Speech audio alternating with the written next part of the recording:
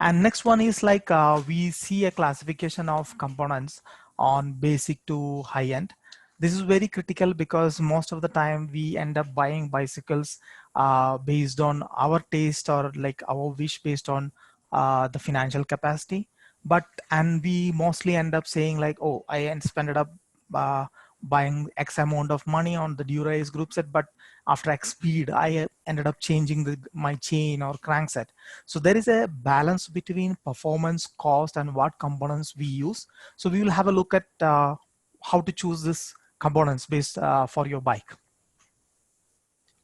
And one key aspect is that when you go for the performance, your cost will go very high. That is like on when you go for the professional and competition use. And your components life will be less because when you use a professional or competition level component, it's used for a small limited period of time, which gives extremely high performance. And um, that's a very competitive range because like even 1 second, half a millisecond, that makes the decision between the winning and the losing of the game. I mean, like you may end up on the podium or you may end up in the finisher.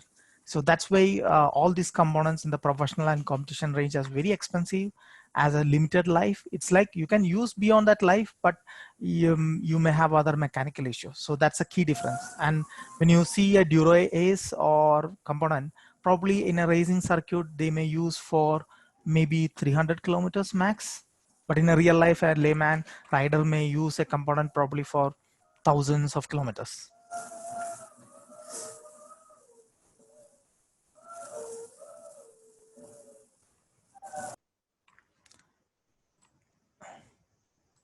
So now we will, and another example for this is like on the Ferrari or high performance Formula One cars.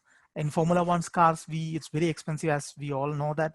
But typically, a Formula One engine cars are the engine is used probably for one race or two race. It's very expensive, but it only lasts for one race or two race. Because if you use beyond that, you may lose the timing and you may not be on the winning podium. That's one classic example. And another one which may correlate to our basic life is like the tea leaf and the tea dust. Many of us believe that tea leaves are not of the good quality, but tea dust is very good. But practically or theoretically or export wise, tea leaf is on the premium side and the best quality. And tea dust is basically a discarded byproduct which is very popular in some of the countries.